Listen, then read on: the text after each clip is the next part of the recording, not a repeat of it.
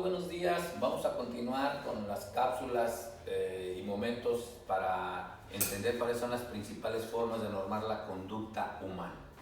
Como todos sabemos, los seres humanos tenemos relaciones con toda nuestra sociedad, con todo lo que nos rodea.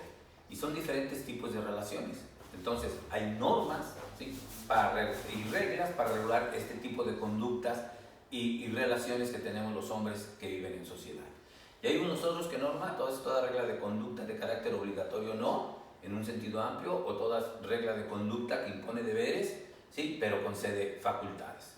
Vamos a ver ahora lo que son las normas técnicas, las normas religiosas, las normas de etiqueta o convencionalismos sociales, las normas morales o éticas y las normas jurídicas, que son las diferentes y las principales formas de normar, desde luego, la conducta humana. Cuando hablamos de normas técnicas, son aquellas reglas, ¿sí?, que previenen la forma más adecuada para hacer bien una cosa. Y desde luego tienen como sanción el fracaso. Ya habíamos hablado al referente de esta norma, o de esta norma técnica como tal, que para algunos no es considerada una norma, sino una regla, y es de carácter potestativo. ¿Esto qué significa? Si quiero, la puedo cumplir, o si no quiero, no la puedo cumplir. Pero si no seguimos la técnica necesaria para llegar de un lugar a otro, la línea recta, desde luego que vamos a utilizar otra manera de llegar, pero se puede llegar a la línea, pero podemos durar más tiempo. O en su defecto, si no conocemos la técnica para realizar un ejemplo, un mesa banco, una butaca, pues de luego los puede llevar al fracaso. Por eso es de carácter potestativo, o podemos crear nuestra propia técnica siempre y cuando sea adecuada para lograr el fin que pretendemos. Vamos a hablar en este caso entonces ya de las normas de carácter religioso. Las normas de carácter religioso son aquellas que son impuestas por una divinidad o por Dios. Desde luego son elaboradas y regulan la conducta del hombre señalando los deberes que uno tiene para con Dios o para con una religión determinada. Estas no se encuentran escritas, pero tienen guías o libros para un mejor funcionamiento. Y entre las sanciones podemos encontrar el arrepentimiento, la carga de conciencia, pero para aquellos que son católicos, apostólicos y romanos, pues de luego podemos hablar del infierno, ¿verdad?, por no haber seguido las reglas, o el de no ver a Dios, que somos la mayoría de los mexicanos. Pero también podemos, si profesamos otra religión, podríamos nosotros reencarnar en un ser superior o un ser inferior para el caso de que nos hayamos comportado de otra manera. Y tenemos desde luego los convencionalismos sociales o las normas de etiqueta. Estas son conocidas como normas urbanas y de trato social. Y desde luego la sanción que le va a corresponder es el ridículo o el rechazo social. Estas indican la forma correcta de comportarnos en todos los lugares y con todas las personas en los que tengamos un trato social. Estas normas las impone desde luego la sociedad. Y conocen un dicho, si vas a cierto lugar te debes de comportarte de determinada manera, ¿sí?, al lugar al que tú vas. Esto es una cuestión que es una regla o convencionalismo social en nuestra manera de vestir, en nuestra manera de actuar, hasta nuestra manera de hablar.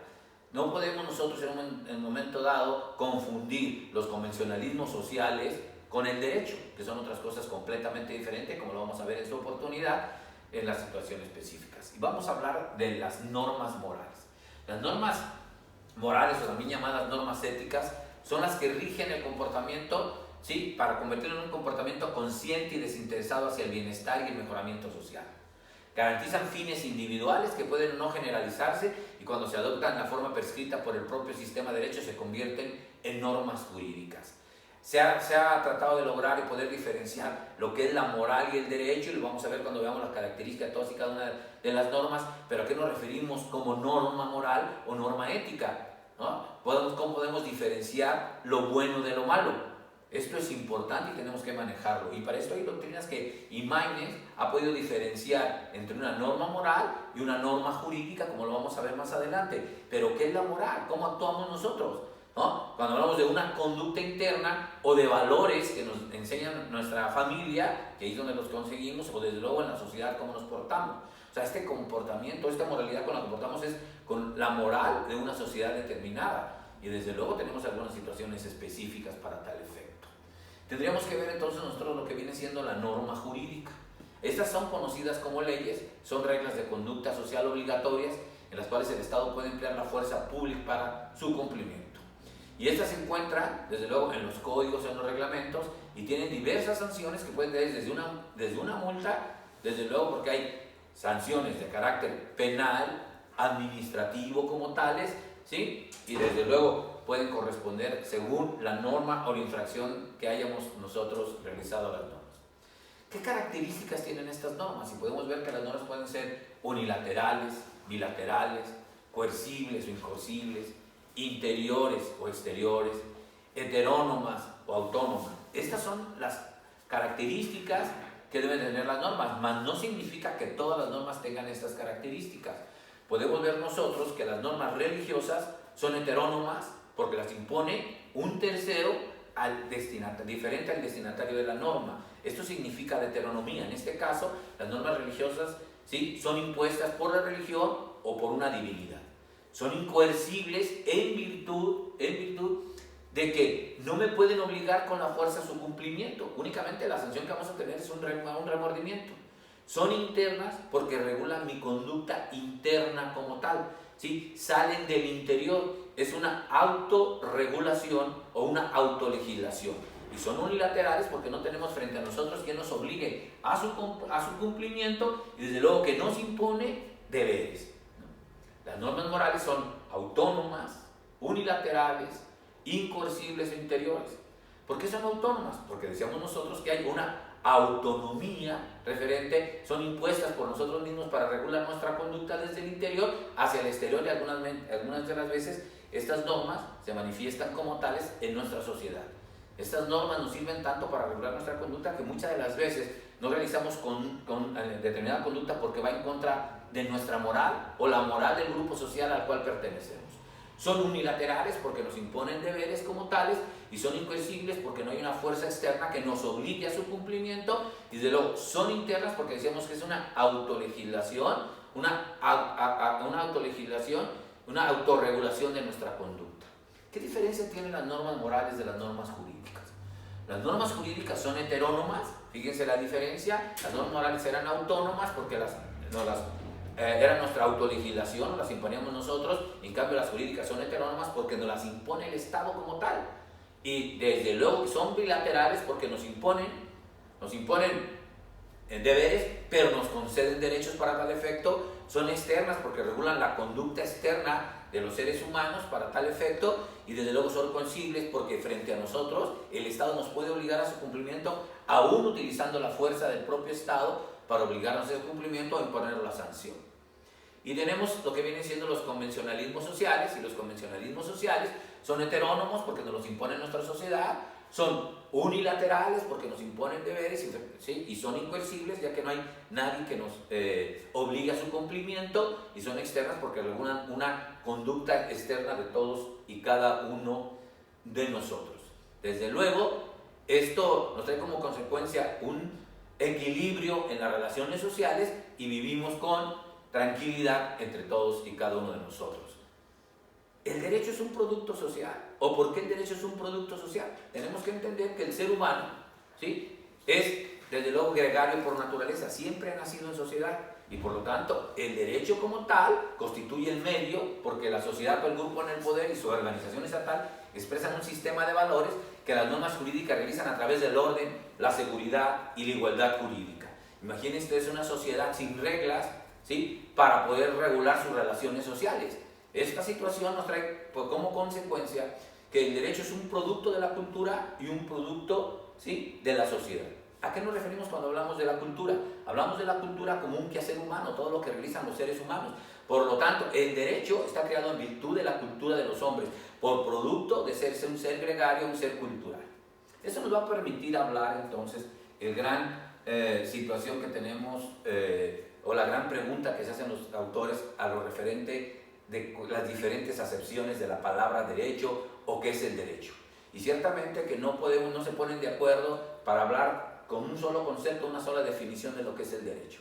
Y por lo tanto, nuestro autor nos habla de las diferentes acepciones de la palabra derecho y nos dice que hay un derecho objetivo y un derecho subjetivo. El derecho objetivo, que no es otra cosa más que el derecho en sí mismo, es un conjunto de normas, son preceptos imperativo-atributivos, o sea, que imponen deberes y conceden facultades, y que frente al obligado por una norma jurídica descubrimos a otra facultada para exigirle el cumplimiento del derecho. Es una norma jurídica que forma parte de un conjunto sistema de la misma naturaleza. Quiere decir que si hablamos del derecho objetivo como el derecho en sí mismo, en el derecho subjetivo, ¿sí?, encontramos la facultad del ejercicio del derecho objetivo. Por eso el derecho subjetivo no es otra cosa más que la autorización concedida por la propia norma. Es la función del objetivo, es la norma que permite o prohíbe y es un permiso derivado de la misma. Se refiere al sujeto, la persona a la que se otorga la facultad que la propia norma jurídica le otorga, y esta facultad está atribuida por la norma del derecho objetivo.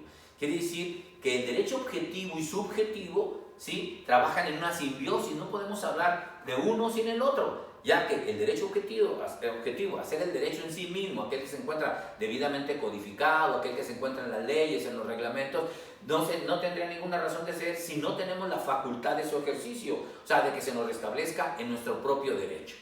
Pero así como hablamos de derechos objetivos, hablamos nosotros de un derecho vigente y de un derecho positivo. Y cuando hablamos de derecho vigente, se le llama al conjunto de normas que en una cierta época y en un país determinado la autoridad política declara obligatorias. Esto quiere decir que pasaron por un proceso legislativo para convertirse en normas jurídicas y por lo tanto con el carácter obligatorio. Esto significa que todo derecho vigente es derecho positivo, mas no todo derecho positivo es derecho vigente. ¿Cómo se conforma, desde luego, el derecho positivo y el derecho vigente? Y lo va a conformar no únicamente con las normas jurídicas, sino que también se conforma con las normas individualizadas, que como todos conocemos son las resoluciones emanadas de los tribunales en las sentencias y que obligan a los que litigaron en el asunto. Pero además también la costumbre como tal, cuando se aplica para resolver casos concretos, desde luego que estamos hablando de un derecho, ¿sí?, vigente, mas no positivo para cuando se aplica para resolver el caso concreto. Quiere decir que el derecho vigente son los preceptos jurídicos obligatorios aprobados por las cámaras, sancionadas por el Ejecutivo y desde luego publicadas en el Diario Oficial. Entonces, ¿cómo podemos hablar del derecho positivo? El derecho positivo no es otra cosa más que el conjunto de normas que en una cierta época, en un país determinado, la autoridad política declara obligatorias.